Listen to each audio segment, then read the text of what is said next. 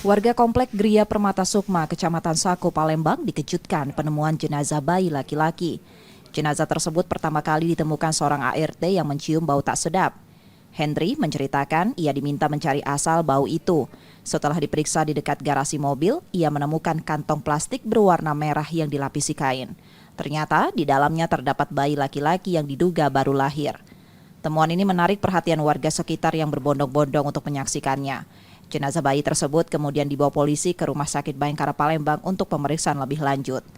Di situ kan ibu kan lagi nyapu, aku datang sini, tolong dapat ini kata ibu, gitu kan, buka lah, gua bawa sini kan, berangkat, bawa buka, nggak tahu, buntang manusia, yo apa kucing, apa tikus, kan, buka, nggak tahu, buka plastik itu, nggak tahu ada tangan manusia, ada tangan, bayi, kondisi lagi mengkuk lah. Nah, dalam kondisi hidup atau sudah meninggal?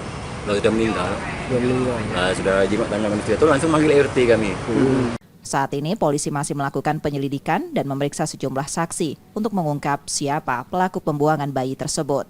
Reski Oktora, Muklas Diferensial, Kompas TV, Palembang, Sumatera Selatan.